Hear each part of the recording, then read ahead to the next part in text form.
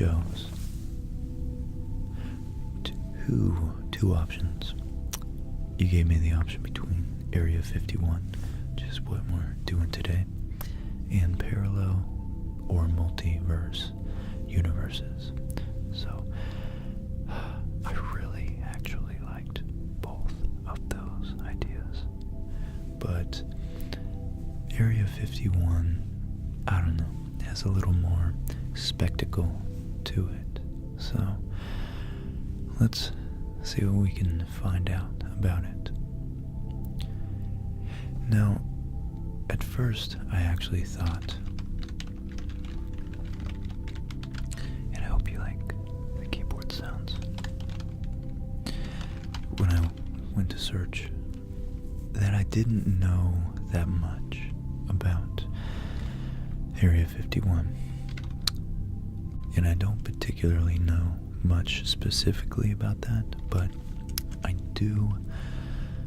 I did realize that I've watched, really through Joe Rogan, having on Graham Hancock and all sorts of other fringe academics and reporters, Randall Carlson, Robert Buvall, John Anthony West. I don't know if he's talked to David Wilcock, this gentleman right here, with the fabulously timeless haircut.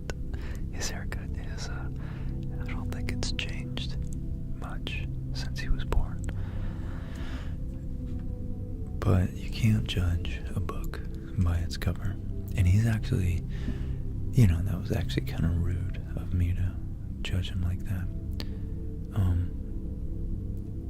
He just owns that haircut so well. I wish I had the courage to do that. I listened to this guy have a conversation with, oh wait, it was here.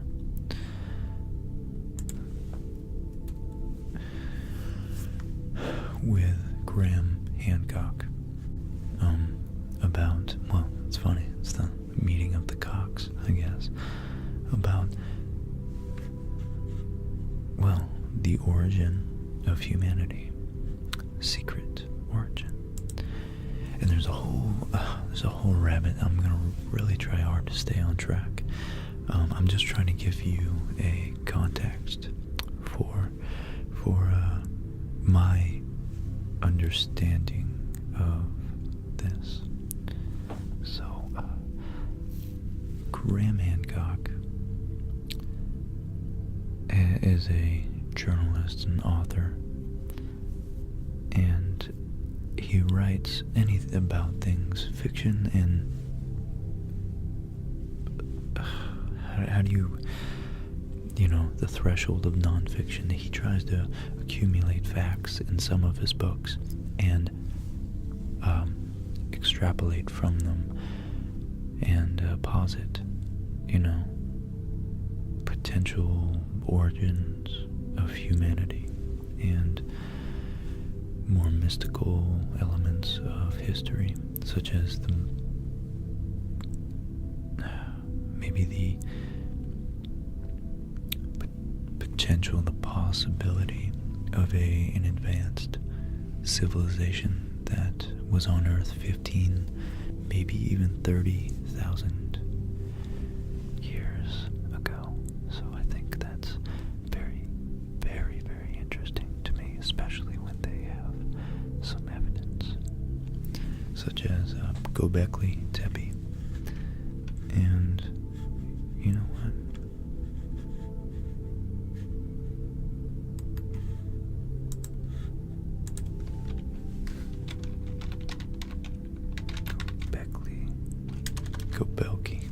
Göbekli Tepe.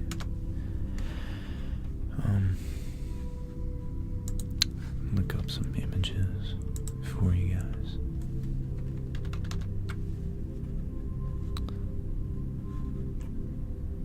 Which is one of the few sites to actually be verified by credible academic geologists and archaeologists to have been 10,000 years old.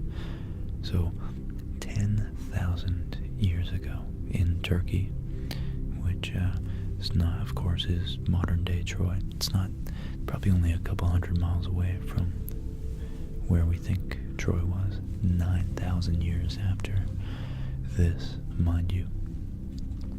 So it's definitely no wonder that perhaps the Trojan Wall claimed to be built, as we're learning in our expedition through the Odyssey, the adventures of Odysseus, that Poseidon himself built the Wall of Troy, which you can't imagine people would come to believe if they A, had no real written history, and B, had no scientific perspective of the world, and the world was more a blend of metaphors and religious imagery and a living world, really, that was very much infused with spirituality. So it wouldn't be a stretch for them. I really want to sound like Chicho right now. Chicho was awesome, and he just makes me feel like him, like he's saying right. It wouldn't be a stretch, right, to assume that these people during 1,000 or 1,500 BC looked back 8,000 years, and of course, knowing Göbekli Tepe had all this acres and acres and acres of these huge monoliths. It wouldn't be a stretch to think that perhaps in their view humans were less likely than gods to have actually created these monuments and therefore their own walls. And like many cities, maybe Troy was built and razed, pillaged, plundered, and destroyed, and then rebuilt on top of its ashes. No doubt intimately connected with the imagery of the phoenix. So, Area 51, which I might not call this episode Area 51 because so far 10 minutes have gone by and I haven't talked about it. I just want to say that I think there's a blurry line between where fringe, the word keeps escaping me. I want to say supposition, speculation. There we go, right? Speculation, right? And rigorous adherence to not speculating and just the facts on what we know. And I think science has its merit that it's very valuable to not overextend our certainty of knowledge. And there's so many realms, so many ways I can take this, but I think the great speculators who actually are as rigorous as one can be when speculating about such grandiose things as aliens and deep history, I think they're immensely valuable because they lead to more artistic, more religious, more spiritual, more philosophical, at a more articulated level, understanding of history and the world as we discover it. So I think it's always good to take into account and not be too certain that one area of exploration is sufficient to explain the whole world. So, I just want to credit science and religion and rigorous, archaeology and fact-checking and logic, solid logic and mathematics with narratives and the human experience. And I don't think... I should be doing these, shouldn't I? I just don't think that one or the other has the final word yet. Well, that was a doozy of an intro. And here I thought this would be a 30-minute episode.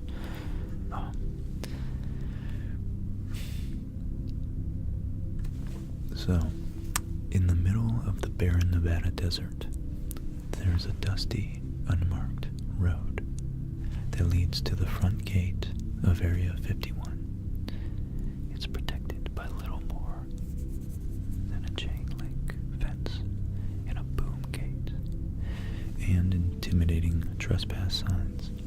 One would think that America's much mythicized top-secret military base would be under closer guard.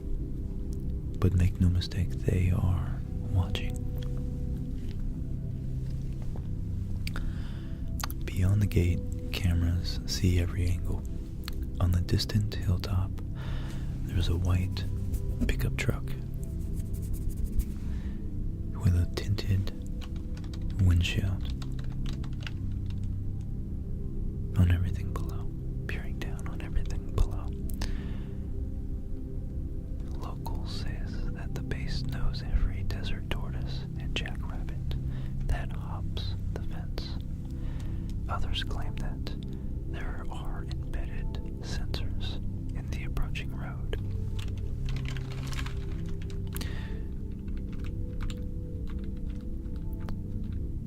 And of course, the fact that this speculation, I'm sure, does nothing but boost the aura of mystery behind this site. So what exactly goes on inside Area 51 is speculation. There are, of course, alien conspiracies that galactic visitors are tucked away somewhere inside. One of the more colorful rumors insists that the infamous 1947 Roswell crash was actually a Soviet aircraft piloted by mutated midgets, and the wreckage remains on the grounds of Area 51. That's quite a wild speculation, but I don't know, maybe I'm laughing because I'm secretly scared that it's true. Some even believe that the U.S. government filmed the 1969 moon landing in one of its hangars. For all the myths and legends, what's true is that Area 51 is a real and still very, very active military base. There may not be aliens or a moon landing movie set inside those fences, but something is going on, and only a select few are privy to what's happening further down that closely monitored, windswept Nevada road. And you know what? I have a little black book of secrets right here.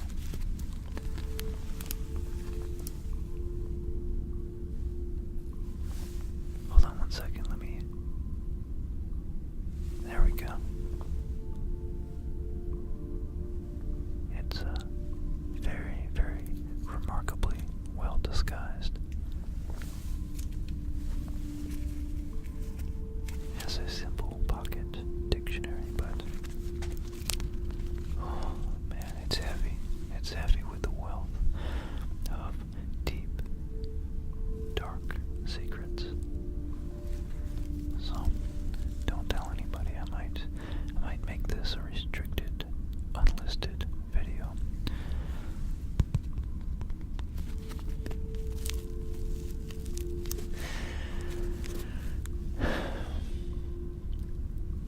the forbidden aspect.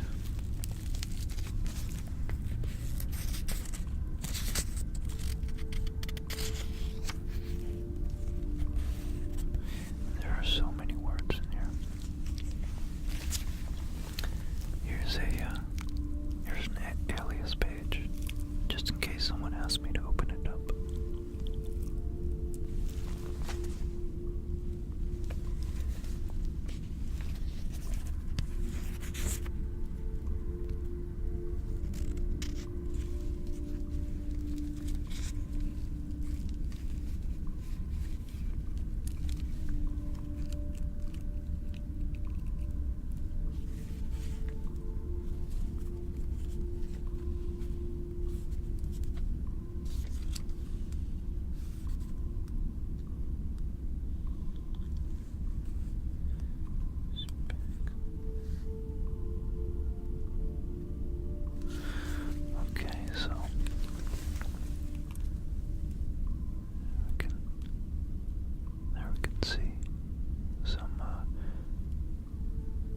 Indecipherable text. It looks normal, but really it's very much encrypted.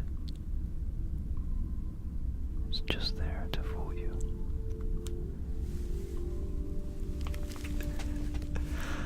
Oh boy, I'm having fun with this. So, alright, I hate when it goes in and out.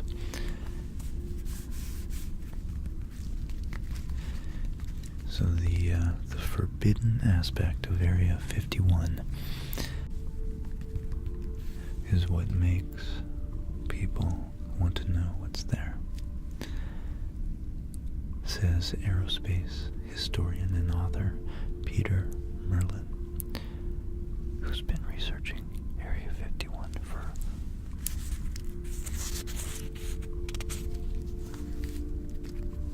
more than 3 decades. And sure, there's still a lot going on there. Okay, so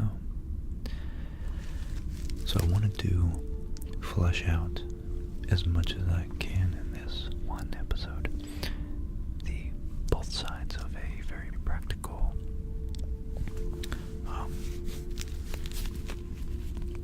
very scientific, very objective, and dispassionate, skeptical of certain skepticism view, and also a more, I would say, a more believable. It's funny because these words are very changeable from depending on the perspective. If you're one that sees all conspiracy as goofy, or one that sees everything as a conspiracy. So from the one side, what is skeptical, could be thinking that it's skeptical to believe in all these alien theories. But on the other side, if you're one who is a conspiratorially minded individual, you might view everything, you might be skeptical of the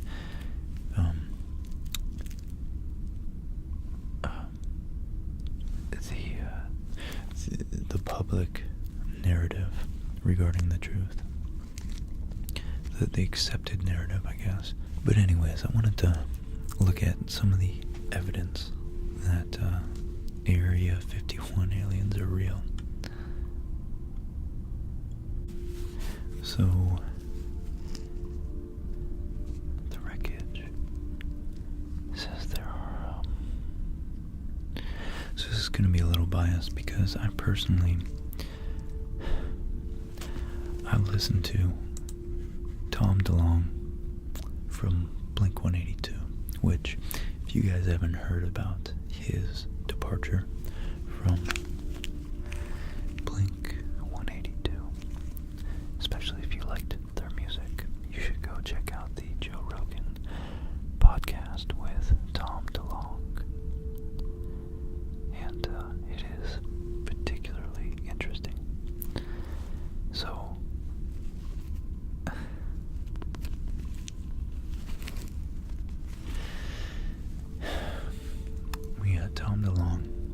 claiming very matter-of-factly that aliens are here, and they've actually, in some way or some form or another, given certain people, and it would happen like that, but nonetheless it's hard to believe, certain upper echelon people in the government, specific, very special access to their technology, to bend space, just very advanced technology.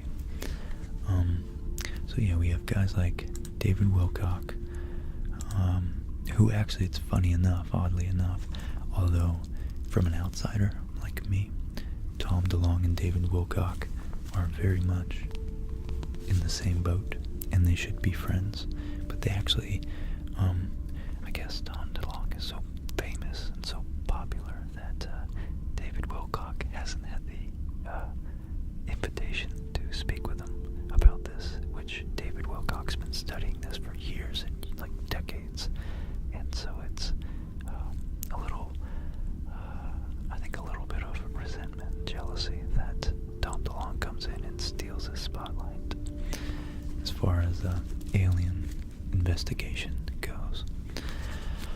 But yeah, so we had Tom DeLonge from Blink-182 in the last year saying that aliens are here.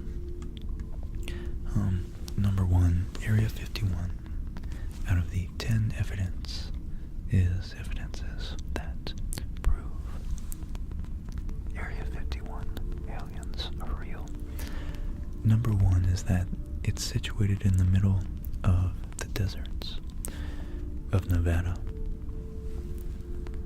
and people from nearby towns have reported sightings of strange lights. As per eyewitnesses, the lights do not look like they're, let me zoom in a little bit, they do not look like they're coming from fighter jets or other earthly aviation units.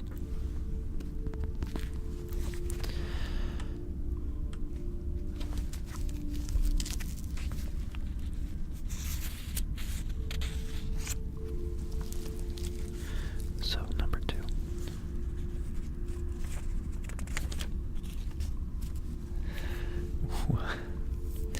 This book is so done. While there is no official confirmation, radars have detected objects that fly with supersonic speed over that area. And F-16s or other Air Force planes are not supposed to fly at that speed, is what alien enthusiasts have to say. And here we have a picture of some very giant spheres, discs, saucers, if you will, that look like they might be hard to identify when they are flying as objects in the air. Number three, this autopsy video. This is a video, really. Wow, that's very, I guess I should have warned you guys before that, but I don't know. I was watching Mad Men the other day with Molly, and the first wife of Don Draper, the main character, put on a fat suit. She's, her name's, January Jones. January Jones. Very attractive, very good actress.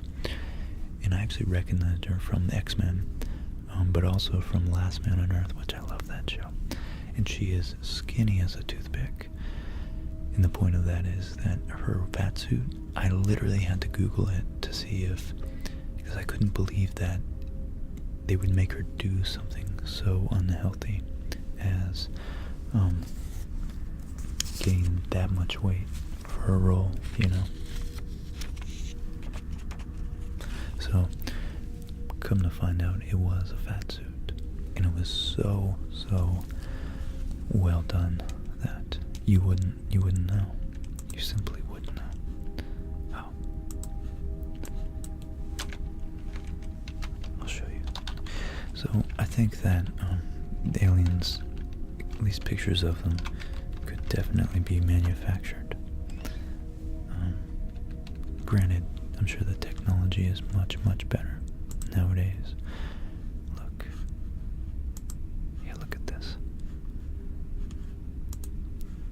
So that's her in the fat suit. And it's just, I mean, these pictures don't necessarily do it justice. But she's relatively skinny. Not relatively, she's objectively skinny in real life. So that was her in season 1. That's what she normally looks like. And yeah, this was definitely a fat suit. It's just so realistic looking. I mean, where does the, maybe right there is where the fat suit ends, but still.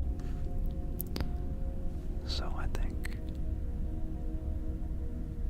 there's a lot more to prove. You got a lot more to prove than a simple picture.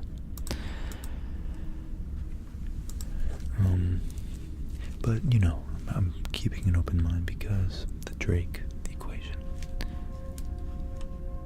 is pretty convincing to me that we have so many, we just have billions and billions of stars in our galaxy alone, just our galaxy, and they think trillions of galaxies.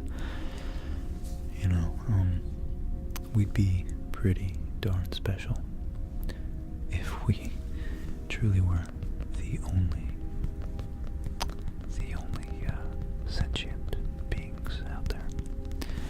So I just think a lot of this is hopeful, and I also think that it distracts from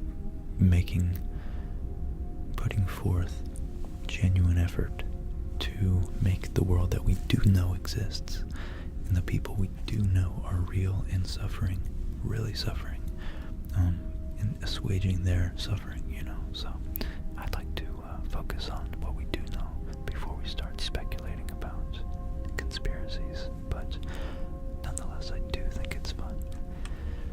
So the corpse of the alien is believed to have been collected from the crash site. They came in and they grabbed his shirt and ripped it off and collected him. Number 4, the crash remains of Roswell.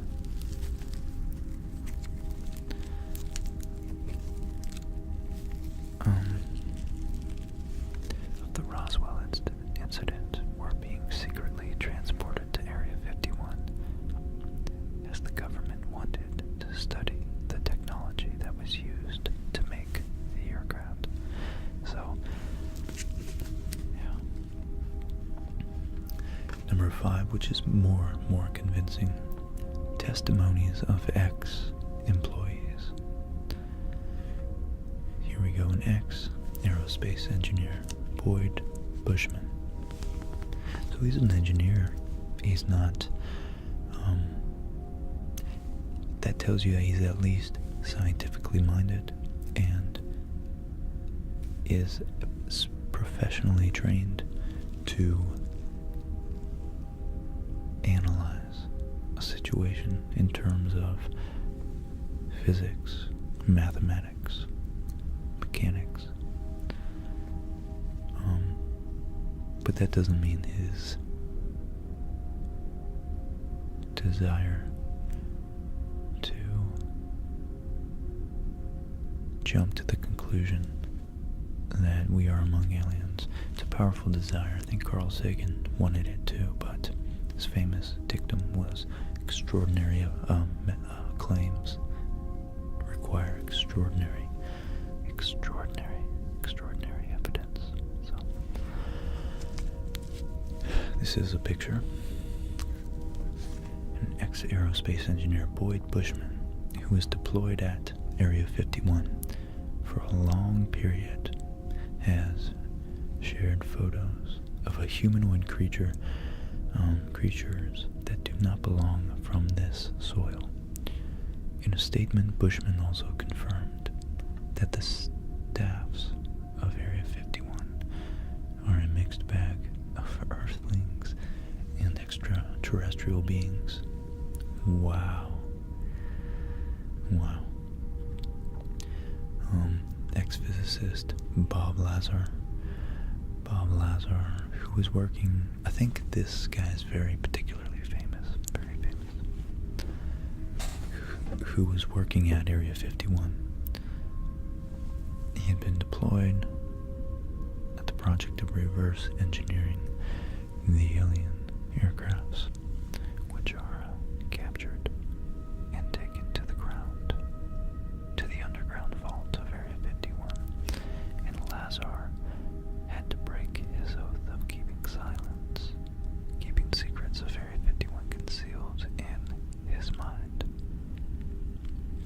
and revealed strange facts. So, I mean, yeah, I guess it's hard to get to all the facts.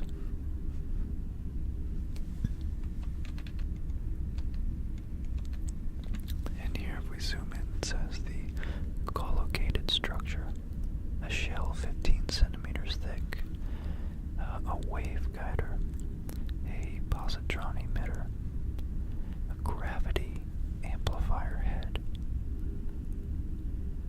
a seat. So that says a seat. So it's just a weird juxtaposition, I guess. All forms inside are smoothed for electronic charge retention. That's interesting. Maximum angle of lens effect. Wow, okay. Rings. See, this is the type of stuff that convinces me. So, but again, I think Carl Sagan was a great example to follow when being skeptical. Gravity waveguides. Focus ring stacks, same thing. Millimeter electromagnetic waves pulsed through the shell casing, and the extent of hull structured as metallized waveguide. Interesting, very interesting. Wow. And honestly, an alien interstellar, or at least, interstellar spaceship, it does make sense that to deflect the maximum amount of debris to be most aerodynamic and particle dynamic, I guess, space dynamic, you would want the edge to be as small as possible, the leading edge, and then taper up from there, so that the particles, it can slice through a field of particles. Let's back out a little bit. So number 7, there are video footages that show an ex-engineer working from Area 51 claiming that there were 4 live aliens who used to be stationed at Area 51 and worked alongside humans in the flying tasks of strange-looking aircrafts of futuristic designs. The engineer had worked there from 66 to 79, 1979. Okay, so in July 2014, a tourist named Sandra reported the sighting of a real UFO over Area 51. She had filmed the UFO's flight while she was traveling through the desert and was recording the area in her movie camera from the bus window. She spotted something fly real fast before she could even react. Then the object was gone.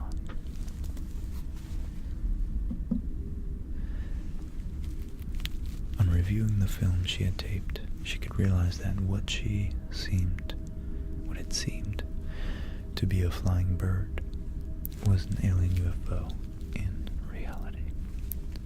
In reality.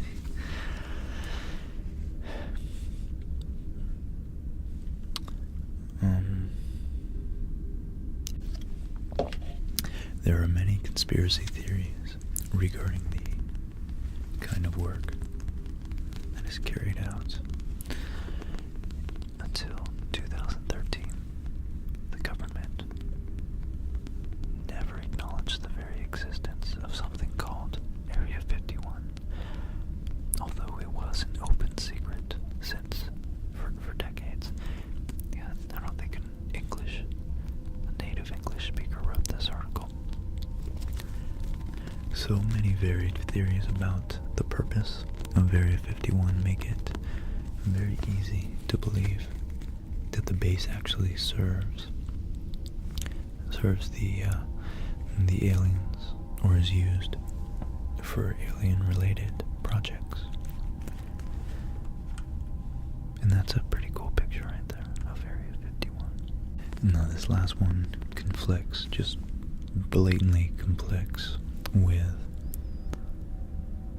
the other article I'm going to go back to. Trespassers are supposed to be shot with heavy weapons without any warning.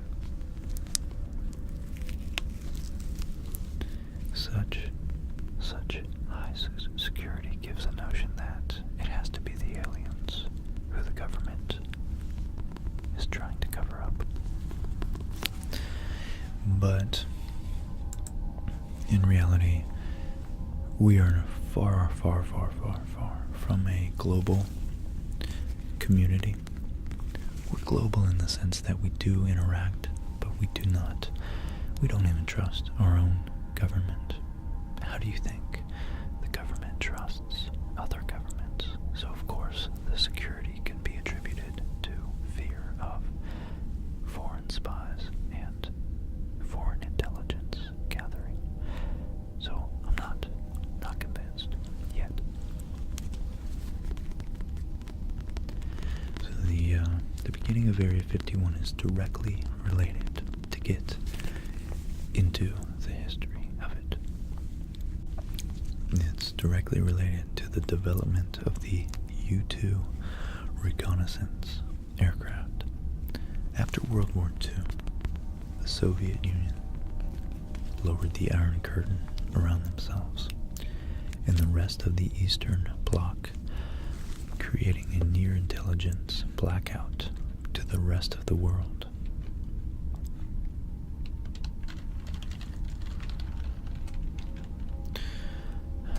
Oh, it's a curtain. I was thinking of the metaphor as a wall. So if you lower it, that means you're open, but it's a curtain, so lowering it means you're closed to the rest of the world. So the Iron Curtain, the notional barrier separating the former Soviet bloc. Okay. And just so we know, so we're clear. Wow, look at that. Here's a good picture. And maybe this one's better. Okay. The route of the Iron Curtain Trail. So it's just east of Finland. It's on the eastern side of the Baltic Sea. So Estonia, Latvia, Lithuania, Poland, East Germany, the Czech Republic, Slovakia, Hungary, Romania, Bulgaria, and they were all on the within the Iron Curtain.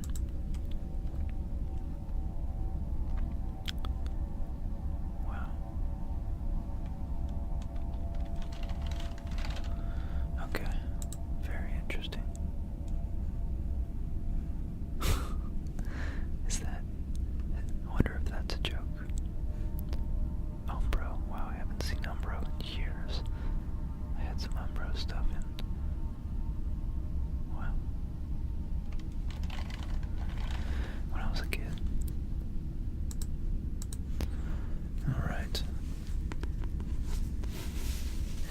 the Soviets backed North Korea's invasion of South Korea in June 1950, it became increasingly clear that the Kremlin would aggressively expand its influence. America worried about the USSR's technology intentions, and ability to launch a surprise attack, only a decade removed from the Japanese attack on Pearl Harbor. So, anybody old enough, let's see, I start remembering things from when I was about maybe 8, in terms of like understanding more wide, not political, but more national and global events that happened. So anybody maybe born, or an intelligent kid born before that, later than that, but maybe 1993, definitely remembers some shape, some form of 9/11.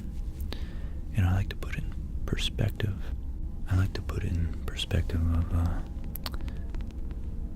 10 years. 1945 and 1955, or 1940 and 1950, is the same as 2001 to 2011. So, just, it's interesting to reference modern events and have a connection between those two times. So in the early 50s, the U.S. Navy and Air Force sent low-flying aircraft on reconnaissance missions over the USSR, but they were at constant risk of being shot down.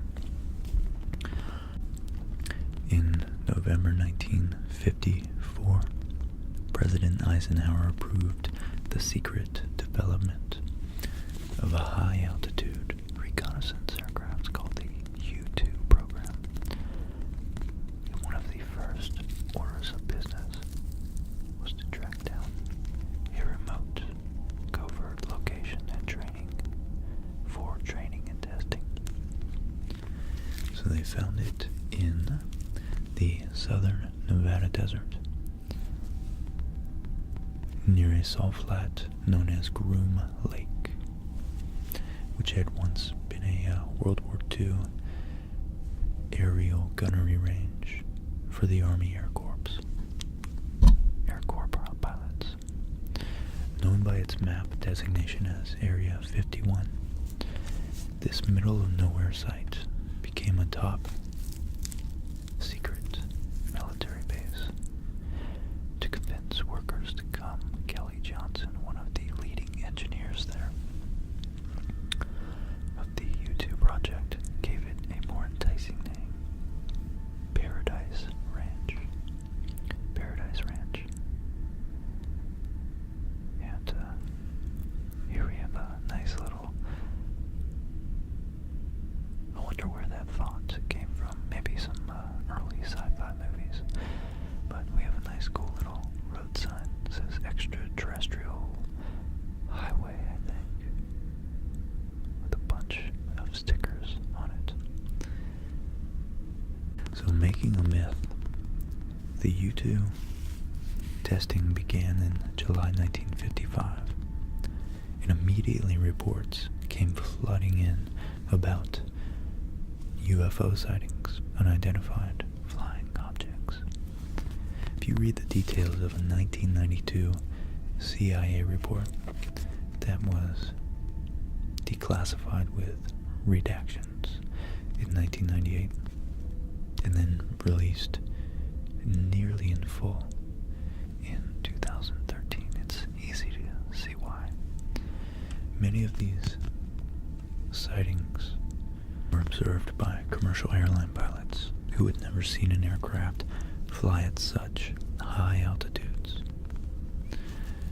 whereas today's airliners can soar as high as 45,000 feet, which is 9 miles, I think, almost 9 miles.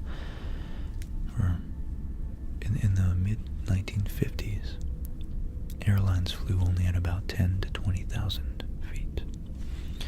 No military aircraft, which is probably why a lot of the jets, modern jets, get much better fuel efficiency, because they're encountering less air resistance.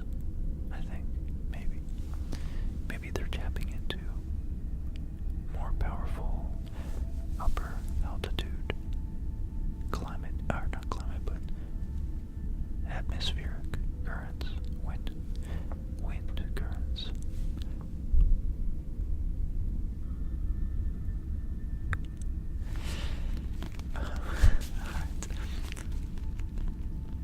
So, known military aircraft could get to 40,000 feet, but 60,000 feet would have been crazy. So, naturally, it says, Air Force officials knew the majority of these sightings were U-2 tests. Oh, is that where the band name comes from? I just put that. I just connected that. I wonder.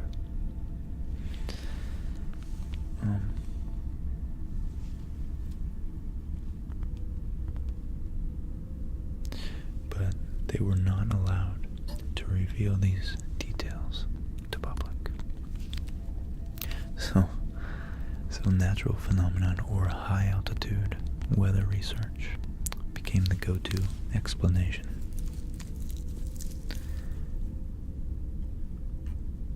What's also interesting about the most recent 2013 report is that it confirms Area 51's existence, while the 1998 version does have significant redactions when referencing the name and location of the U-2 test sites. The nearly unredacted version from 2013 reveals much more, including multiple references to Area 51, Groom Lake, and even a map of the area.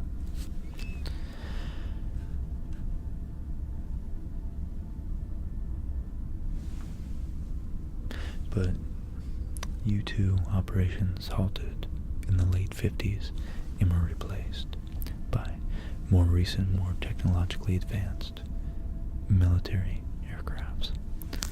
Of course, over the years, the A-12 and numerous stealth aircrafts like the Bird of Prey, the F-117A, and the Tacit Blue have all been developed and tested out there.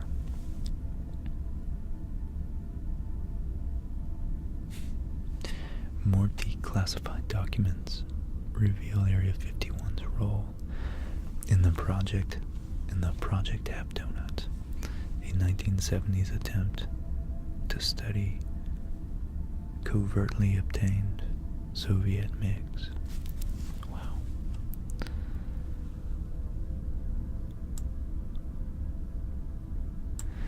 And someone's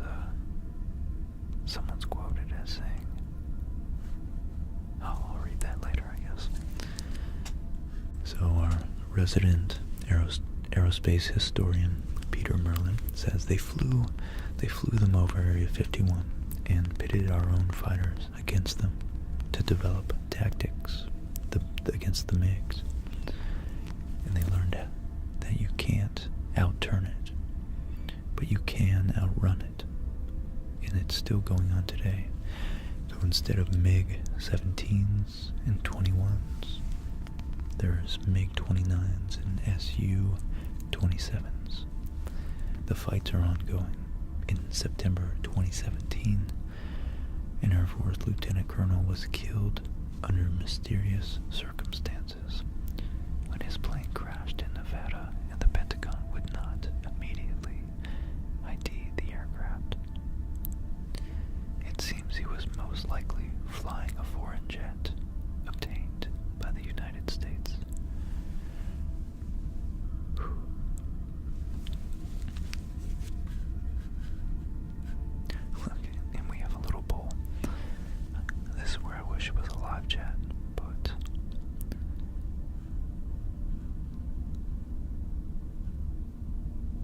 gonna say experimental plane testing.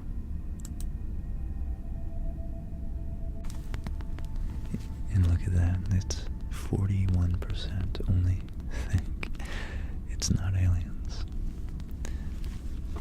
Still a roughly even ratio though, 60-40.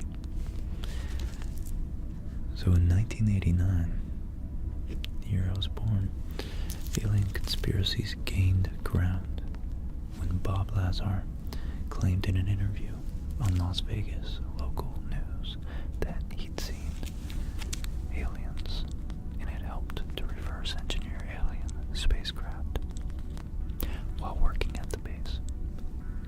Many have disregarded this as fiction and are even offended at the notion that, including Merlin, who has spent years talking with the former Area 51 engineers and employees, angered by all the fuss about ETs.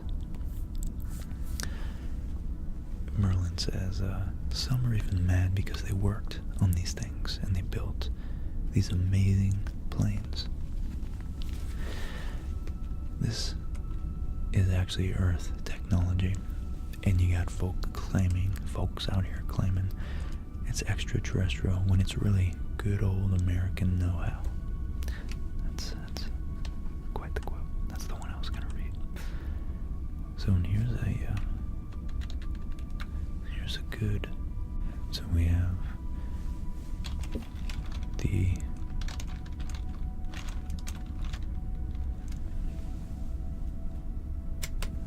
aircraft here.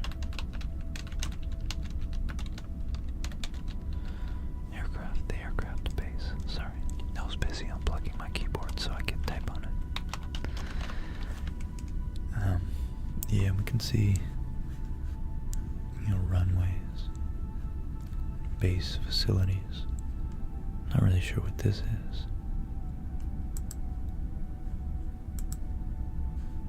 But mountains run off from the rains. I was working at the Yuma Proving Grounds last, I think, two years ago. And, it's pretty secretive. It's definitely pretty secretive out there. So today, it's very much in use. According to Google Earth, new construction and expansions are continually happening. On most early mornings.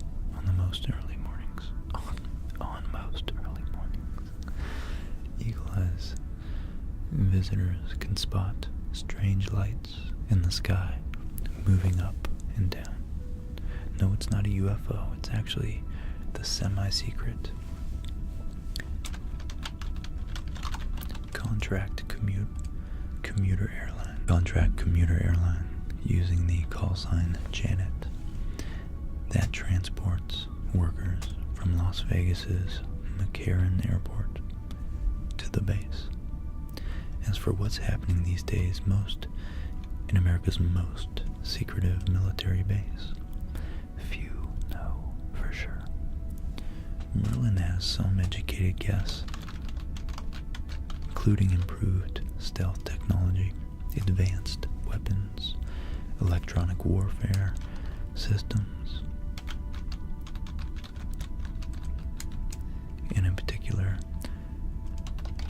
unmanned aerial vehicles. Very, very cool. Otherwise called drones.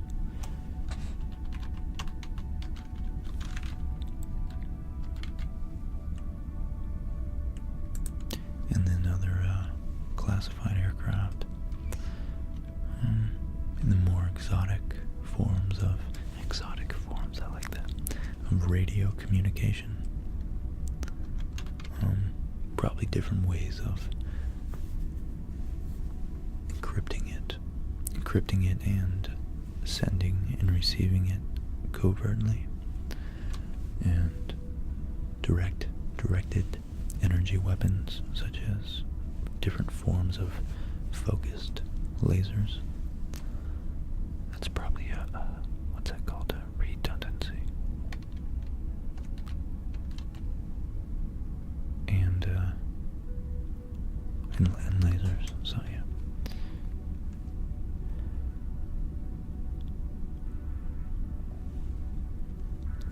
But yeah, Merlin hits it on the head. Anytime, at the most basic level, psychologically, anytime you have something secret or forbidden, it's human nature. You want to find out what it is. And what a better way to end this episode with that little quote. I like that. I would like that, wouldn't I? So, well guys, I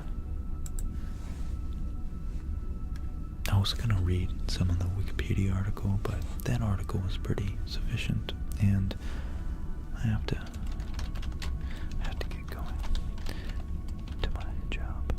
Top secret. I can't be late. They locked down the facility at a certain time, and I must go. I must depart.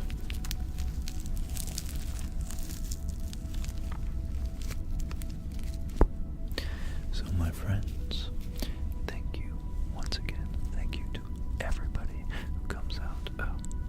You guys show so much support, and I don't know, you guys keep the channel alive. I love it, and I'm so grateful for every single one of you. I wouldn't be doing this without you, so thanks for the democratic suggestion of this awesome video topic. I do love exploring these when we get to speculate. I love speculation, so I look forward to many more, and I hope each and every one of you sleep extra well tonight. And as always, I want you to wake up feeling refreshed, a good night's sleep. If you went out drinking last night, drink plenty of fluids, and try not to do it for a couple days. Clear your mind. Eat some good, healthy, fresh, non-preservative food. And I say that because Molly's been getting me to eat good, and I do notice it. I really do. You guys are all great, and I hope you tackle the world with as much piss and vinegar. I don't know what the phrase is, but I hope this helps you get enough restful, deep sleep to just go out there and be that person that you want to be. You know, fake it until you make it, and that's the only advice I could give you. I think each and every one of you, especially that I've gotten to engage with a lot of you on this channel, you all have something going for you in a very special way, and you're all very, I don't know, we're all unique, and I love that. We all have something, some unique perspective to bring to the table, and what's even better is that we have yet to have all our experiences in life that make us the person we are going to be. So get out there and just try. Walk that fine line between comfort and uncertainty.